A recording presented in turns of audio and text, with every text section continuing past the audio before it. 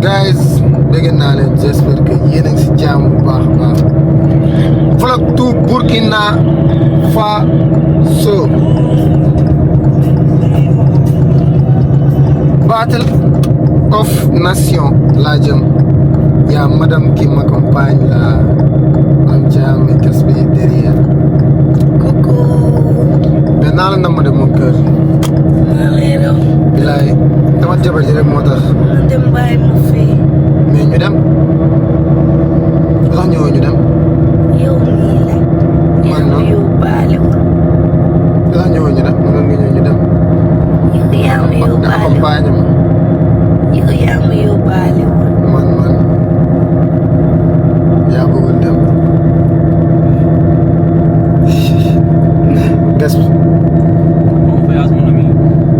léegi nag ñooy dem dañuy dem représenter Sénégal ah comme on m'a choisi moom ah je vais partir ah dañuy dem représenter Sénégal et j'espère qu'on va le faire we can do it vlog la ñuy def ñooy maa ngi ñooy dem si yoon te maanaam ci am dama gunge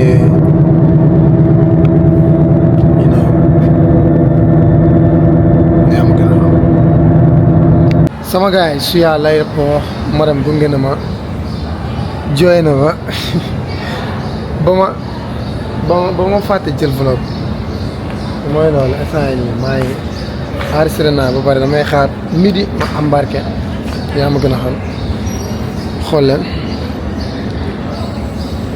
ay yére Youssou Ndour macha allah le grand chanteur l'artiste cérémonie d'ouverture coupe du monde bii nii 1998 la ci Youssou macha allah tey nag je représente de part pour représenter mon pays macha allah et yàlla baax na on va le faire we do that wala yére Youssou Ndour rafet na aéroport laa ko doon mënu ma ko bañ a jël parce que sama gars yi ça yéeg naa ci vol bi pour xaar ñu démarrer daal di falaay daal di def vrai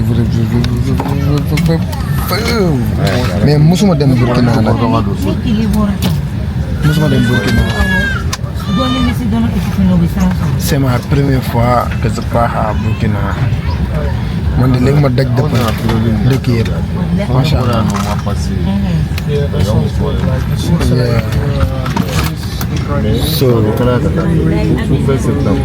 so bon voyage après ñu embarqué gars yaa ngi nii di embarqué yeah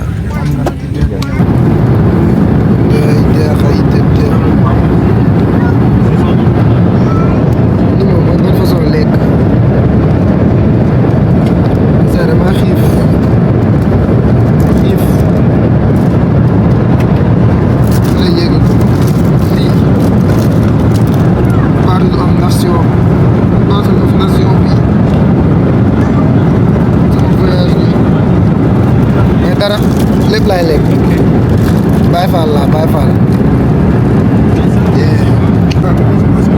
xaw ma neex na xaw ma neexul lépp laa dóor Baye Fall laa Baye Fall su ma gawee instant dañoo escale Bamako mais escale bi yàgg na c'est trop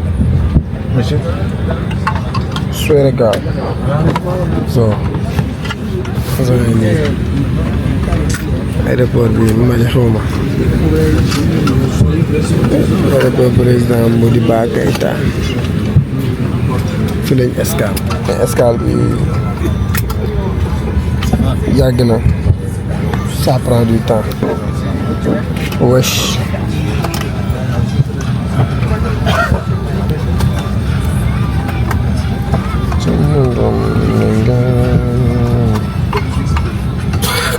la metti ma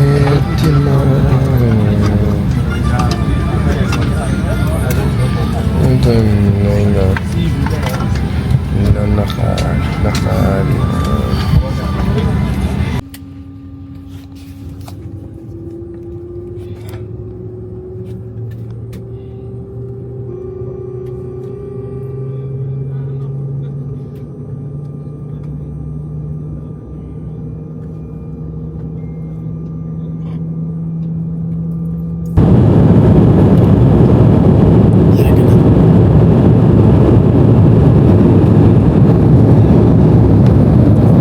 nelaw naa ba dama xaw ma dama xiifoon xaw ma dama sonnoon mais nelaw naa lekk naa yegsi nañ à Burkina et bonne chance à moi.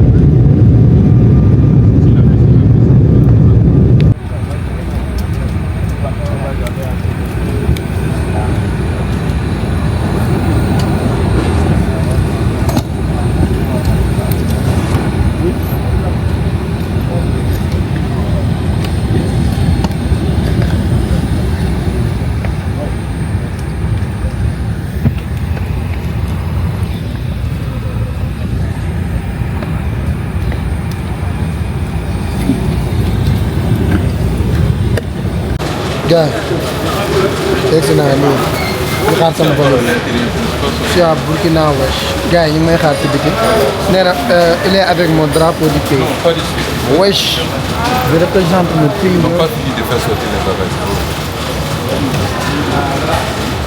sama valise ba léegi gisuma ba léegi gisuma sama valise.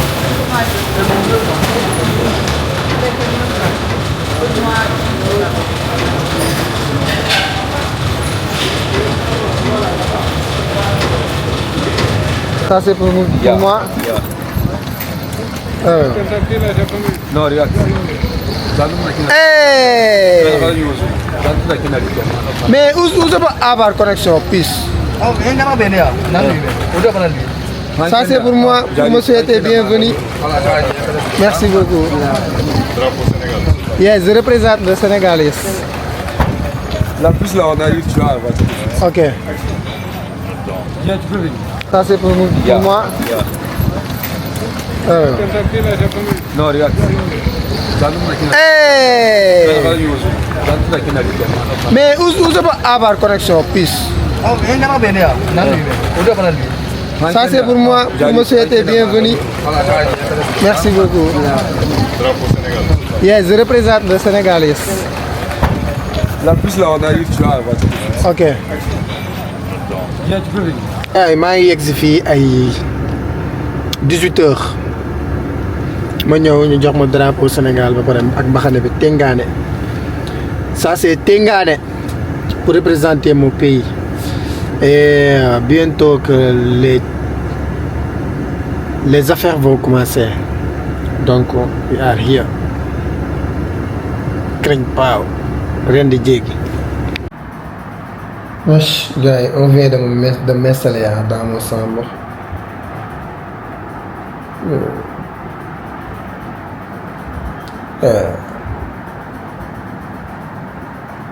Wesh. Les gars, on est arrivé dormir. Hein? Après, gars, nous sommes candidats, je vous présente. C'est l'heure de déjeuner. Ici, il y a tout. L'honneur est dans les top filles. Lui, c'est Bouscapé. Regarde, le candidat du Mali. Ah, lui c'est.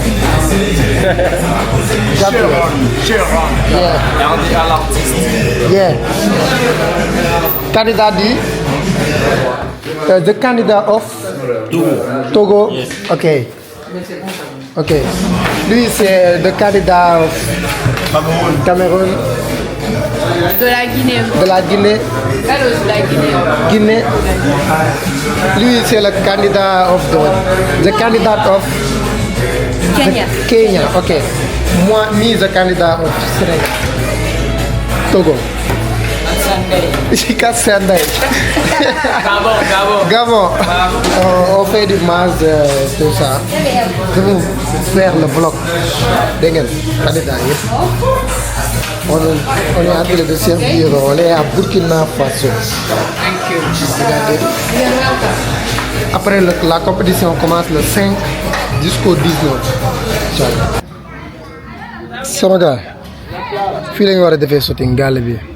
Mais ma ñëw ba fii, j'ai oublié mon tenue que je dois faire un shooting. Moi, c'est pas... C'est quoi, wesh? Hein? Justement, je vais le corriger parce que il est un peu désordonné. Je suis désordonné, j'ai dormi, j'ai tardé et après... C'est lui, on avait dit 9h. Il est que le 12h. Je suis venu Il vient 12 heures. d'arriver. Yeah. De sur quoi encore? Il a oublié sa tenue encore à la villa. Ainsi que son drapeau. Genre, ça veut dire tu viens pour faire des shoots, pour représenter ton pays et puis tu n'envoies rien. Genre, tu viens comme ça. Quand tu es dans la classe, se téléporter puis te retrouver. Quand tu parles, la ta tenue. Et ta tenue, toi? Bon, non, entre frères burkinabés. Entre frères burkinabés. Où est ta tenue, toi? Entre frères burkinabés. Même toi, Entre frères tu as oublié burkinabés, ta tu me tenue. fais ça. Même toi, tu as oublié ta Ça, tenue. moi, je suis burkinabé, donc ça vient. Même toi, tu as oublié ta tenue. Ouais. Sama gars yi ba tey ñoo ngi Burkina Faso ci aventure bi instant ñoo ngi dañuy dem def ay visite you know the vibe.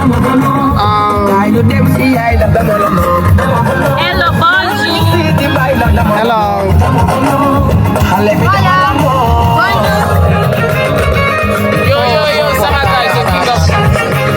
Ça va.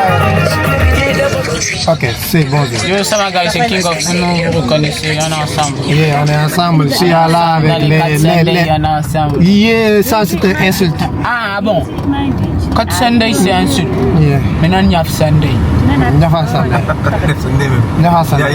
Léegi Tunde. sa coow yow tamit sama gars yi ñoo ngi nii di dem you know the vibe. Je suis là avec les stars de l'Afrique. Yeah. Là, c'est le plus grand star au RDA l'artiste. Voilà. Afrique centrale. yeah, Afrique centrale. Centrafrique représenté. Yes, wesh. Ça aussi, c'est Yes, le plus grand attends. artiste Ok. Au Tchad. au Tchad. You know, Ouais, Maki Black Tiger. Macky Black. Si tu pars au Tchad et tu ne reconnais pas, non, C'est que tu es bête. c'est que tu es... Aboukzata. C'est que tu n'as pas les réseaux. Là-bas, c'est Cheryl. Serial Gabriel. Comme From La plus grande gamer. de Kenya. Kenya. Je m'appelle Star. De Kenya. Ok. Moi, je suis Fallou. Il s'appelle Fallou. Je m'appelle Fallou. Je suis la plus petite au Sénégal. Je suis venu pour représenter. Attends, dis, attends, fan là-bas. Moi, je suis King of Funo. Le plus petit au Non, le Gabon. plus grand star au Gabon. Tous les Sénégalais le connaissent. Ah, Wallah. Chercher l'argent, c'est dur, hein. Je veux les $100,000. C'est pourquoi on est là. Fii la ñu indi Burkina ñoo ngi fii gars yi wàcc nañ. Venez remonter, les gars. Gisoo ah on remonte. On va filmer l'arrivée. Ok, vous filmez l'arrivée. Wesh. C'est chaud, wesh. C'est chaud, wesh. C'est chaud. Ici, c'est où? Fii la ñu indi fii.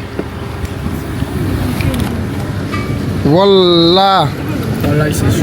Wallah, c'est chaud. Carrément chaud. Dugg nañ ne dañuy filmer Ici, arrivée. c'est comme à Casamance. Hein? Ici, c'est comme à Casamance. Tu as déjà dit donc. Oui. Mes amis sénégalais, un jour je vais venir au Sénégal là-bas parce que j'aime trop le Sénégal. Yeah. Wallahi. Sénégal rek Nagadef. J'étais déjà parti là-bas. Au Sénégal, on dit 4 Sunday. Non, Ah, on dit bon? pas 4 Sunday. Ah. C'est faux. Hein? Le petit là. Insulte. Non, c'est pas il un insulte ça veut dire 400 jours. C'est en anglais. Attendez. 400 days. Ok. 400 days. One day, je viens là-bas. Voilà, one day, après tu 2 viens. days, 400 days. Tu viens au Sénégal. Je vais venir au Sénégal. Sénégal d'où? Yes. pare nañ ñëw nañ mais dañuy filmer entrée bi. Y a pas de devrait avoir drone. What the hell?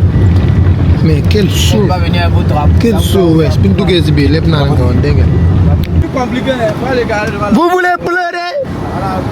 C'est chaud, vous voulez pleurer? Faut pas pleurer, c'est chaud! Les autres candidats, c'est là. Mon drapeau, j'ai pas encore présenté. Voilà. Wesh! Voilà. ñëpp yor nañ seen drapeau. Là, le drapeau. Niw ma drapeau. Fii dafa vlog bi dafa leer fii wala mu tàng moo tax. Mais tu me laisses. Dafa leer nañ fii. Wesh! On va s'asseoir d'abord pour se rappeler. Fii la ñu indi gars yi fii. Site de sculpture sur garantie au Burkina Faso. Dañu dugg def découvert et tout ça. You know, celui-là représente le Sénégal. Inch'Allah Rabbi, je vais tout montrer. Inch'Allah. Sur le vlog. Sama gars yi xoolal fii lañ ñëw. daal pour lekk ba pare après daal di visiter. You see? Kaya ngi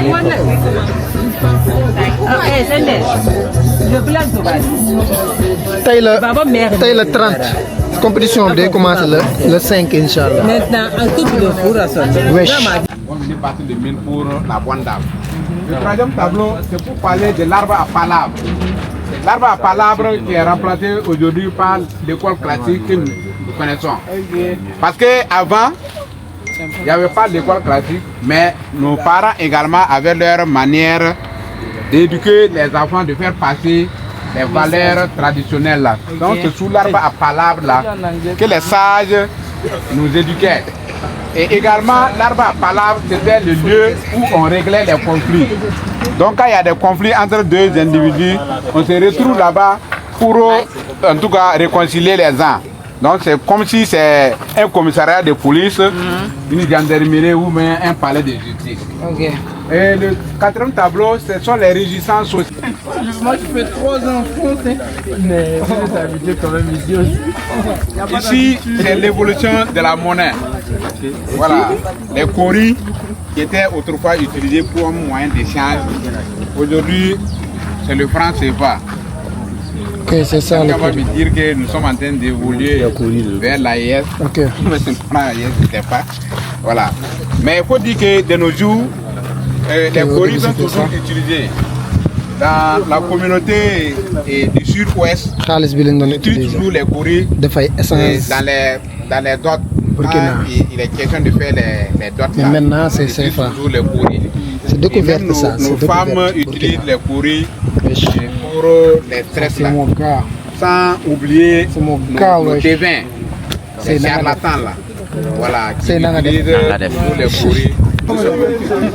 Ici, c'est le buste d'un homme. Et l'œuvre est intitulée S'il vous plaît. Silence s'il vous plaît. On filme là. de l'artiste Tanguy Poisson, qui est un Français, sculpté en 96.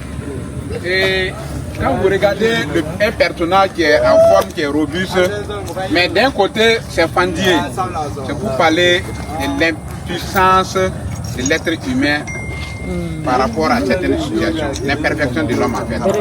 Voilà. Même avec les abdos. Ouais. Tu peux pas tout faire. Les filles, ça sent des pics. Non. C'est quoi?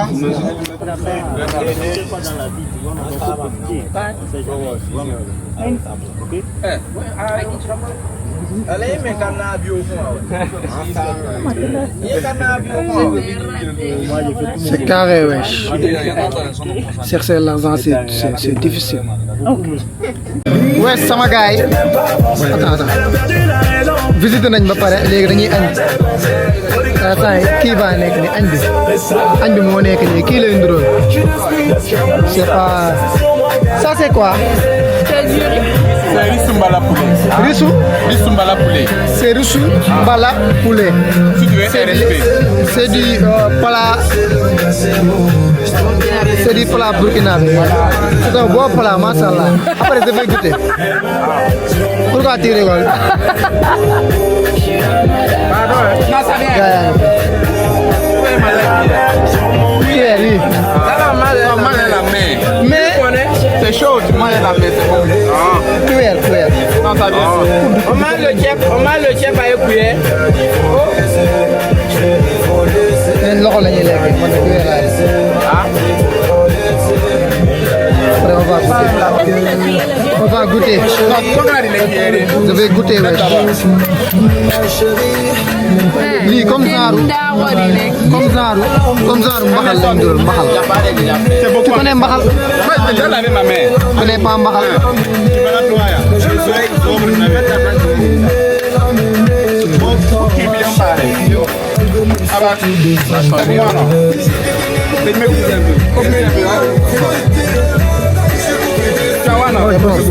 nañ ko tuddee mbaxal rek. c'est bon. comme genre mbaxal la mbaxal. c'est bon mange. voilà sama gars yi bi ñu jugee fi ñu demoon léegi fii lañ ñëw. they say bienvenue au camping Lombila Beach. ñu dugg def découverte avant compétition bi di commencer. dinañ gis. voilà ñu dugg def visite. Burkina Faso. West. Rebégué sama gars yi vlog day Ouagadougou. Je viens de me réveiller encore tey la match Sénégal tey la première compétition bi dans 4 jours lay commencé tey nee nañ ñu ngi dem visiter waat xaw ma fan so maa ngi nii wàcc damay bëgg a wàcc dem ndékki après ànd ak gars yi daal di dem let's go encore to the vlog man ak yéen ñu ànd si lépp incha allah. bon sama gars yi tey comme ça ni lañ ko waxee ñoo ngi nii si yoon bi di dem dañuy visiter feneen vraiment compétition bi neex na ba commencé gul saa bu ñu xëyee dinañ dugg feneen visiter Burkina you know Teng elle est là. Macky Black Tagré là. Macky Black, Cyril Gabriel, Kenya, Tchad,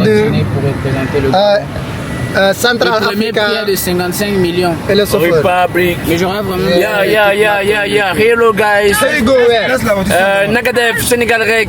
Yeah. My fille. Wow. Ça va, yaa ngi si dañuy dem fi ñuy dem xaw ma lanu Thomas Sankara la ñuy jëm.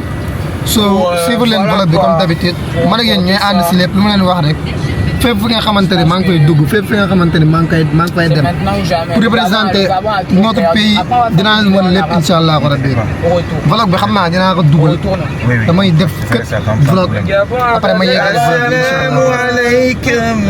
incha allah rabbi dégg ngeen here we go guys. Là, soyez prêts. Nous sommes au mémorial de Thomas Sankara. Je vais faire un micro-trottoir ici. Je vais poser des questions, voilà, à tous ceux qui se trouvent ici. Dëkk nañ fi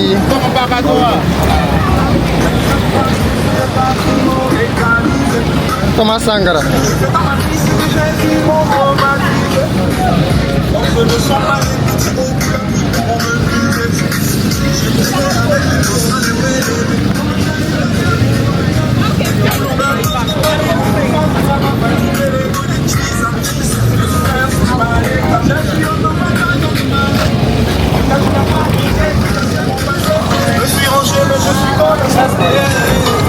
sama mbokk Guinéen. Ay, Sénégalais.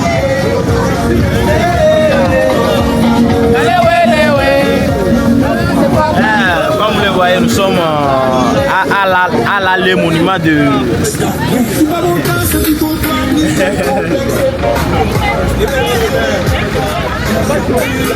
wesh billahi ku doon defoo vidéo amaguma temps amaguma kii pour def vidéo mais dinaa def vidéo xam nga man ak yéen ñooy ànd si lépp da ngeen yéen ñooy ànd si lépp kii moom mooy représenté Guinée. La Guinée est représentée. Kii mooy représenté Guinée. Oui. Momo Thiam. Des cœurs pour moi, s'il vous plaît. Mais yow, pourquoi tu sais que tu vas perdre, le Sénégal va gagner l'argent? C'est ce que tu crois. Bon, que le meilleur gagne. Que le meilleur gagne? Oui. Tu crois que tu vas amener l'argent au Guinée? Que le meilleur gagne. Je ne crois pas. J'en ai la certitude. Tu vas amener l'argent à Guinée? Bien sûr. Ouais, qui amul fit. L'argent va être au Sénégal. C'est ce qu'on va voir. Je vais envoyer son Guinée là-bas. À Guinée. Ok. dina leer bu soobee yàlla suñu borom xam nga yëg fii. Fallou parle en wolof. salaamaaleykum na nga def yaa ngi si jàmm. Voilà. waa Sénégal. Kat Sandé.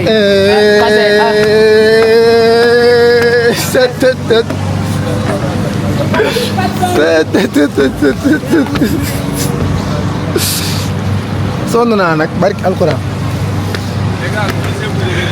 D'accord. Ah, tu vas faire une photo. Je prends photo, je prends photo. Fallou utal bant sa sànni. Sama gars yi Thomas Sankara baa ngi nii. moo tax àdduna lay sa àdduna dafa garaaw. Thomas Sankara bi ma daan jàng CM2. Et ça c'est on reprend à CM2. 112. Tu connais pas? Faut demander. Thomas Sankara. Thomas Sankara. Thomas Sankara bi ma daan jàng CM2. Thomas Sankara bi ma daan jàng CM2. Fallou utal bant rek sami. utal bant sami mooy lan Momo. Thomas Sankara bi ma daan jàng CM2 moom laa ñëw visiter nii tey. Faut me prendre photo. On prend Un à un. Ok, je descends. Kii mooy accompagnant guinéen bi. Vote dina dafa mel ni vote dina am de.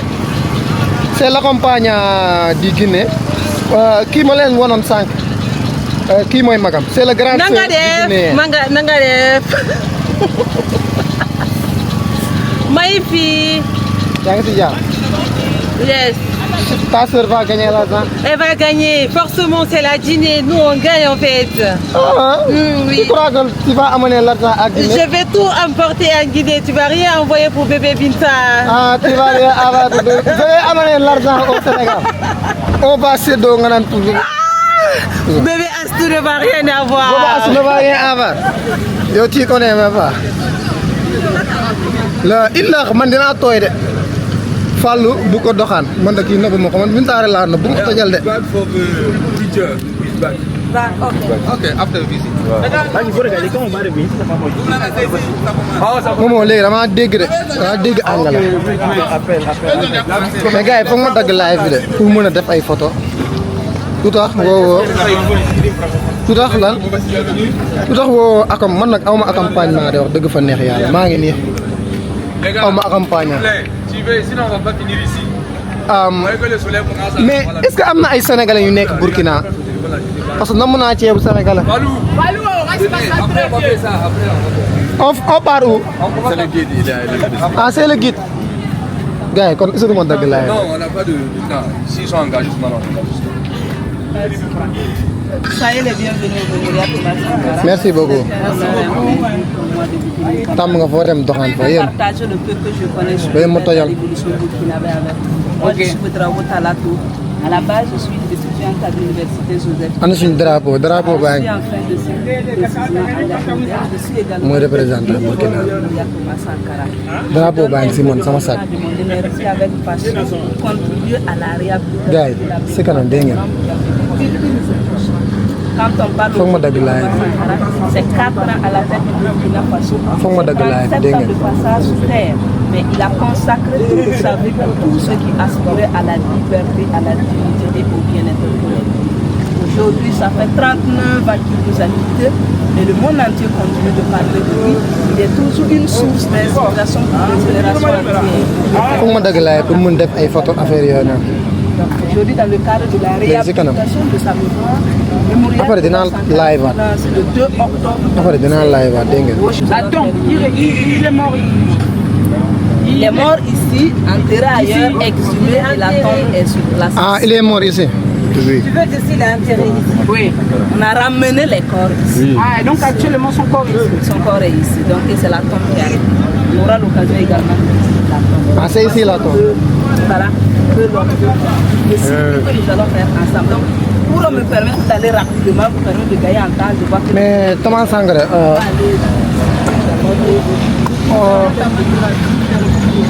Mais ok. Ici, nous avons la statue de Thomas Sankara et de ses 12 compagnons, tous ceux qui sont tombés le 15 octobre. Ah ouais, bon. Wallah, je ne savais pas. Non, Je l'ai appris dans les leçons au Sénégal. Oui, oui. Ok, d'accord. C'est un Burkinabé. Thomas Sankara. Toute l'Afrique le connaît. Ah ouais, toute l'Afrique. C'est un révolutionnaire. Oui. Mais gars, c'est très joli. C'est très joli. Qui est Thomas Sankara, mashallah. Life, you have to fight. Thomas Sankara n'est que tout mais belé mi ngi fi. Ouais, c'est très intéressant. Il est là expliqué, nous on est ici. Thomas Sankara est mort mais il est vivant. Ça l'explique.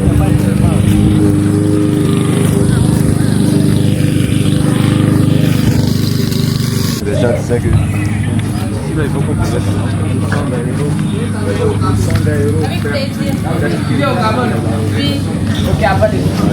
Là, nous sommes devant le bâtiment où Thomas Sankara a été assassiné. Mais lorsque tu viens au Gabon, tu Ah, ok, il est assassiné ici.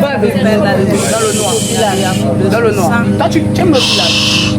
Autrement dit, nous sommes devant le bâtiment où s'est éteint la volonté d'un leader de tirer le peuple africain vers sa liberté, sa dignité et le bien-être collectif. Thomas Sankara a pris son salut dans ce bâtiment le 15 octobre 1987 avec ses 12 compagnons autour de 16h30. Mais il faut rappeler que le site existait toujours bien avant même que Thomas Sankara ne puisse arriver au pouvoir. Ce fut le siège du Conseil de l'Entente qui a regroupé les 5 pays, à savoir le Burkina Faso, la Côte d'Ivoire, le Bénin, le Niger et le Togo. Donc chaque pays a eu un appartement sur ce site-là. Là, c'était pour le Burkina Faso, on a la Côte d'Ivoire, le Bénin, le Niger et également le Togo. Lorsque Thomas Sankara est arrivé au pouvoir en 1983, il a découvert que la présidence du Burkina Faso était à côté de l'ambassade de la France. C'est ce qui va le conduire à quitter la présidence avec le CNR, le Conseil national de la Révolution. Il est venu ici.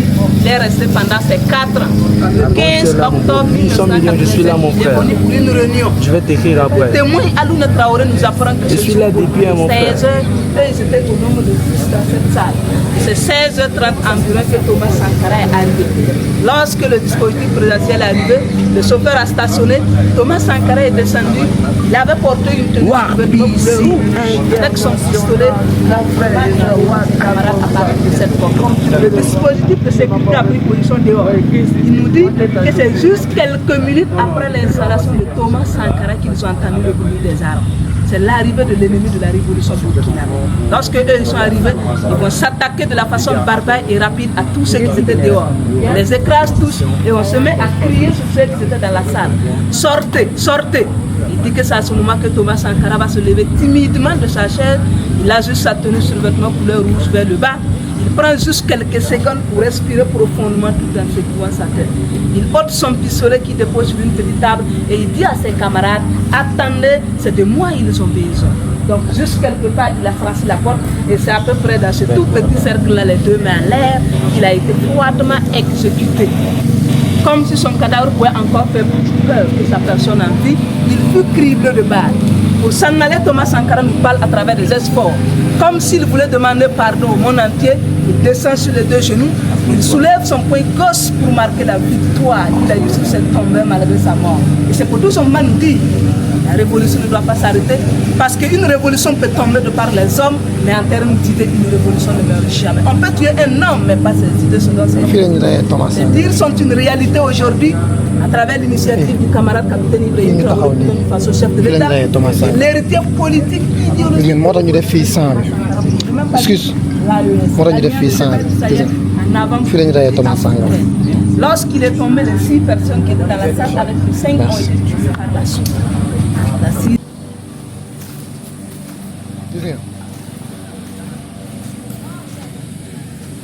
Fii seen affaire guerre yi moo nekk ne kii moom mooy vidéo ça c'est leur affaire de guerre. Tu peux me prendre photo? Ok, non, tu peux photo.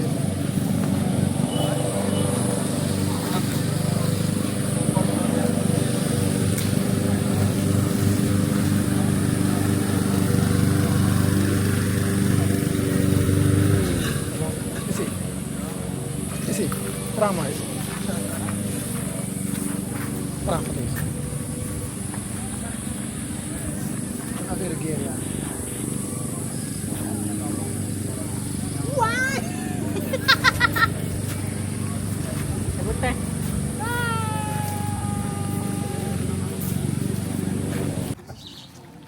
sama gars yéen a ngi gis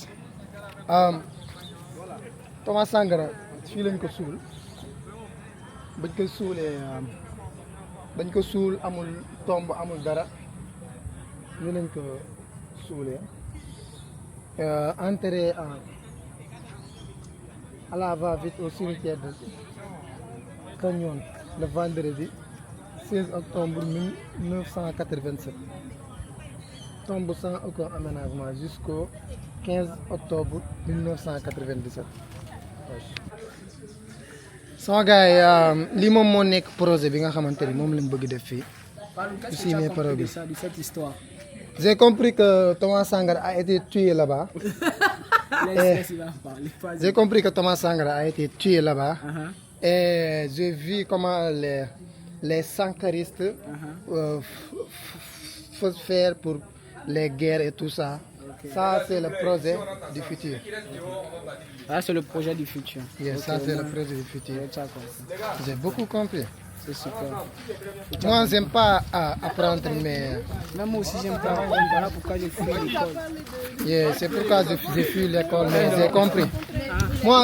Oui, nous, on comprend très vite. Tu sais, nous, les créateurs de contenu, nous sommes très intelligents. Oui. Parce que créer du contenu, c'est pas donné à tout le monde. Merci tu vois, il faut se réfléchir. Mais moi, quand je vois un gentleman, je veux savoir de lui. Okay. Parce que Thomas Sankara, c'est un révolutionnaire. Ouais, Thomas Sankara. Même toi, tu es un révolutionnaire. Ouais, King of Film, ouais, je suis un révolutionnaire. Ici, on ne prend pas de photos. Ici, on prend pas de photos. Pas de bruit. Essayez de nous dire. Les gars, wallah, regardez, c'est la même voiture de Thomas Sankara. On a refait la peinture. Regardez. Wesh. C'est la même voiture, wesh. Il avait un R5 également sur cette voiture. C'est la même voiture de Thomas Sankara, wesh.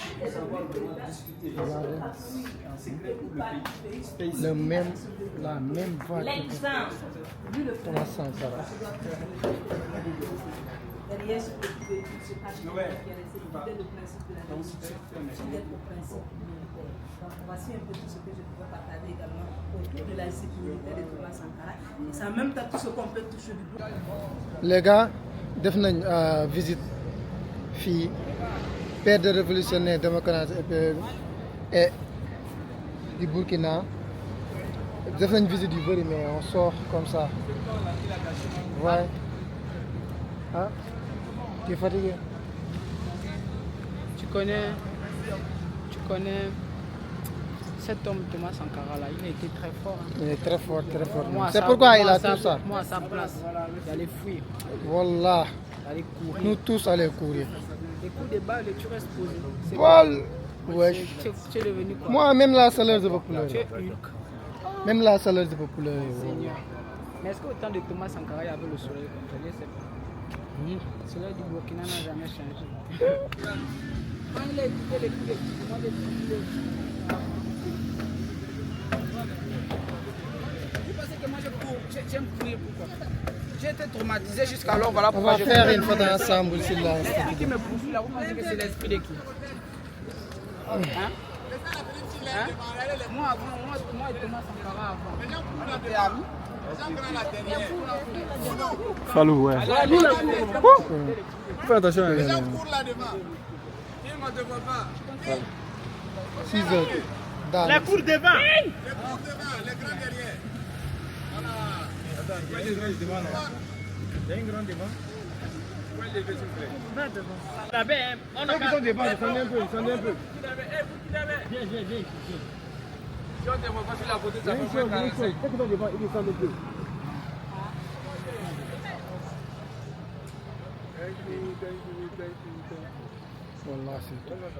Mon gars yi Burkina moo ëpp mboto même jigéen ñi dañuy yor mboto di ko daal gis ngeen ba pare dañuy yor mboto ba pare xola def si ay bébé di ko dawal boot ay bébé moo tax voyager ah c'est bon voyage c'est bon pour découvrir pour xam àdduna billaahi fii ay jigéen dañuy yor moto jël seen bébé boot ko ci ginnaaw di dawal imagine toi ñu daanu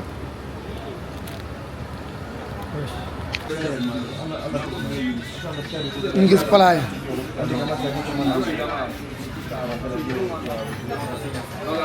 pala Burkina yaa nekk nii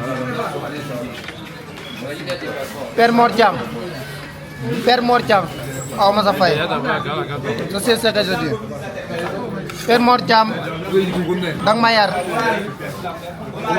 Père Mor Thiam soo ma yaroon ak sama sago su ma ñëwee fii lekk yi du ma ko mën a lekk je t'aime papa nga nit boo màggee ba commencé nekk responsable ci ngay xam sa valeur papa wallaahi Père Mor Thiam yàgg te wér je t'aime wallaahi.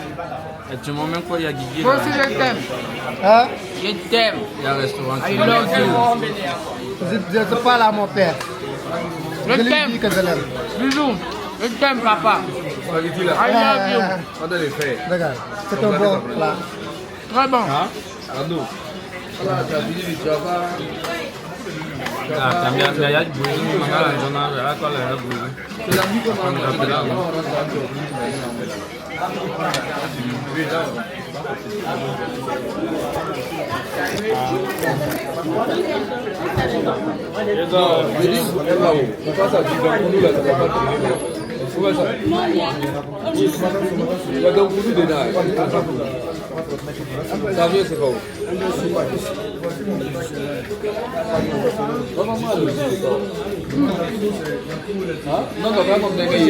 ñibbis nañ ba ñëw tey la match Sénégal bi maa ngi nii toog di seetaan match Sénégal bi à l'aise yàlla nañu yàlla may ndam seen fois boobaa mu gën a neex match baa ngi nii commencé na Sénégal Belgique yàlla nañu yàlla may ndam seen fois.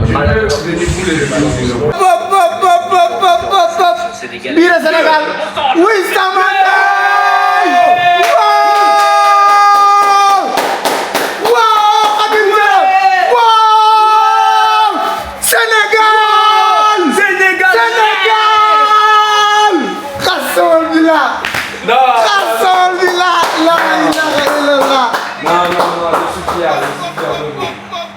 La ilaha illallah.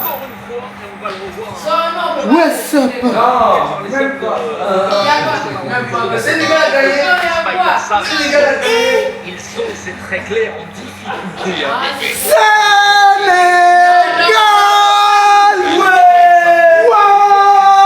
Gars yi mi ngi baax normal.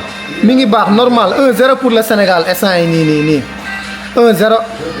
Deuxième mi-temps dañuy jéem a ñëw dugal beneen bii bu ñu dugalee beneen bii après ñu jéem a défendre nii kese la fi ñu ko téye nii fii kese la mi ngi baax yàlla bu ñu cat yàlla nañu cat séexlu yàlla nañu cat séexlu yàlla nañu cat séexlu yàlla nañu cat séexlu Sénégal rek Sénégal kese Sénégal rek ñu dem fi ñu ko téye nii foofu la yàlla ñu cat séexlu yàlla nañu cat séexlu amiin yàlla nañu cat séexlu yàlla nañu cat séexlu fu ñu ko téye nii foofu kese la 1-0 pour le Sénégal instant yi nii mi-temps nañ yàlla nañu yàlla may ndam que Dieu nous bénisse que Dieu nous unisse que Dieu nous préserve que Dieu nous donne beaucoup de victoire que Dieu nous donne beaucoup de victoire Pape Thiaw nii kese la suñu la Sénégalais yi waxee defal kese parce que ñun xam nañ suñu joueurs yi comprendre nga 1-0 pour le Sénégal coupe bi kese la ñuy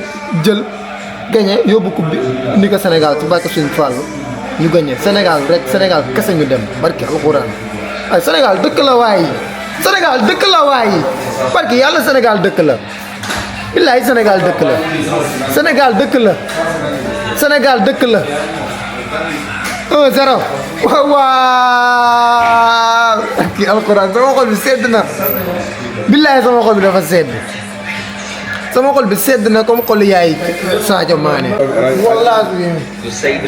Wallah je suis très content 2-0 je peux manger. Madame, c'est bien ça peut Les capacités, du talent, ça y a absolument rien à redire, qui est entré en plus, mais Wallah je suis très content. c'est assez à bord, faut l'aimer. que les Belges sont sans imagination, Ouais, on faut va l'aider. déposséder du ballon de manière illicite. C'est rien. Je suis très content, voilà.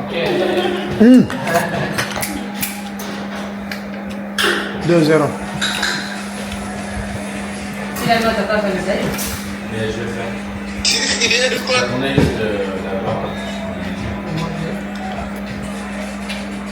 Après, je pense que je vais juste faire ici. C'est ce que j'attendais. Mais finalement, tout le monde entend ça là. Non, c'est moi j'avais dit à faire le bouquin et puis de me donner. Mais faut. Tu as fini ça, ma fille. Là, tu es bête comme moi. Je suis très bête quand même. Sylvie est bête. On repasse derrière avec Qui était Yuri où? Tillmans.